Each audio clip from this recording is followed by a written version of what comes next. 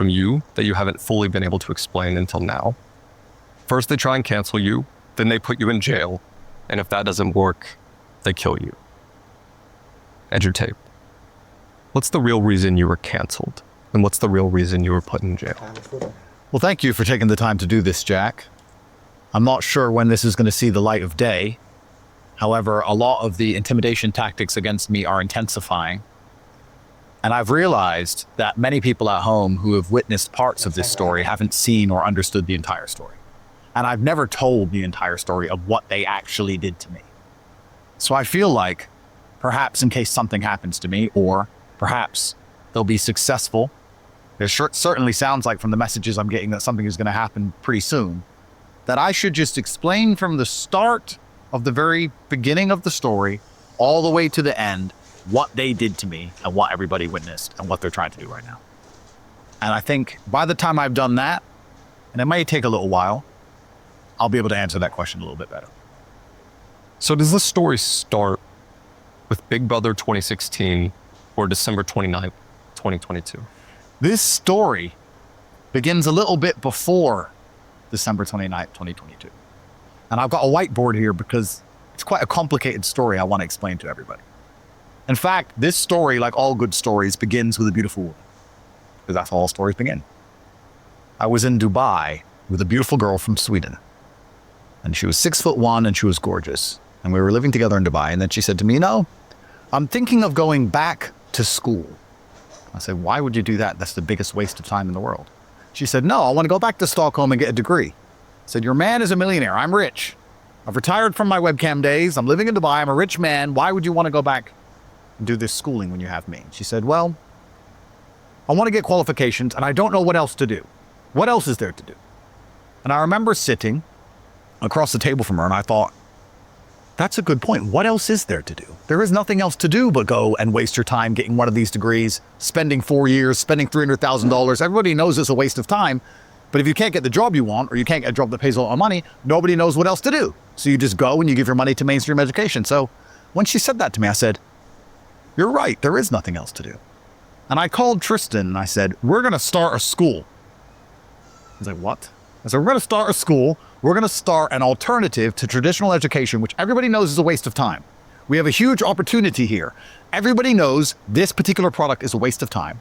It's extremely expensive and people are being forced to do it because there's no alternative. So let's give everyone an alternative. People want money. They don't want a degree. They don't want to go and study for 4 years. They want money. They want it today. We're going to teach people how to do that. Hustlers University. And we're going to open our own school and it's going to be nice and simple. So I called up a few people I knew. I called up a guy who made money with stock trading, called up a guy I knew who made money with drop shipping, e-com, called up a guy who made money with crypto trading. And I said, look, I'm going to do the big mouth at the front of it. I'm going to use my wealth and my influence to attract people to this school. And you're going to do 5 or 6 hours a day of live calls and convince people and show people how to make money online. We're going to get a Discord server. We're going to attach a Stripe account, nice and easy, monthly subscriptions, split it all up. It's going to be nice and easy. They're all like, yeah, we'll try it, see how it goes. Turns out, because I'm a genius, it was very successful. Within the first week, we had 25,000 paying students. 25,000 students paying $50 a month in a week. We now have a real business. You know, it's kind of interesting. We're here in Los Angeles right now, and I asked you to do this podcast. And while we're here, it's the Milken Conference. And I'm talking to a lot of people who own these fintech companies, these edtech companies.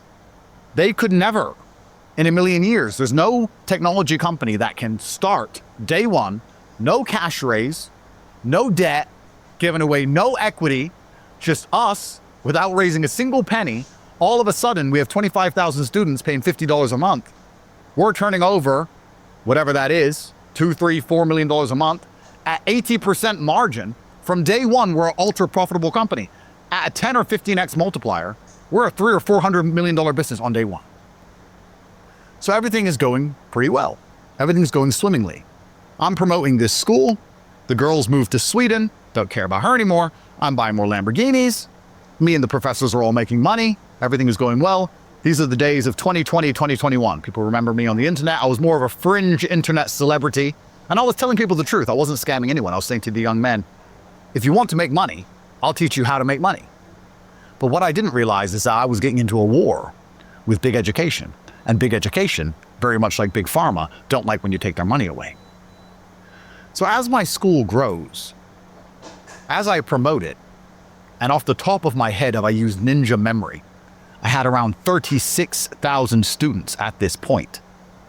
I got an offer. And I'm going to write some things down because at the end of this, I want everything to make sense. And it was a sponsorship offer. So I'm going to write down sponsorship. I got approached, and I'm going to leave out certain names just in case I do manage to get out of this mess. I got approached not to buy my company off of me, which is what I thought the offer was initially. I thought I was going to sell out for 400M.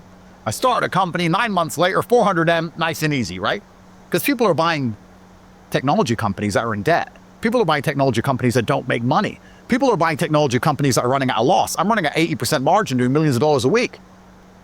But no, instead they said, we want to sponsor you personally, Andrew. And we want you to shut up about certain things, not push the school, not say certain things, instead have certain opinions on certain topics. And in return, we're going to give you $50 million. It was a 3-year contract, $50 million. I sat there and thought, 16, 17 million a year, I'm making that already. And I get to say whatever I want. So I don't really want your sponsorship contract because it comes with all these rules. You're trying to tell me what to say. Maybe I'm, Jack, maybe I'm stupid. But I thought, what's the point in having money if you can't say what you want? Women can't drive. Sorry. It's the truth.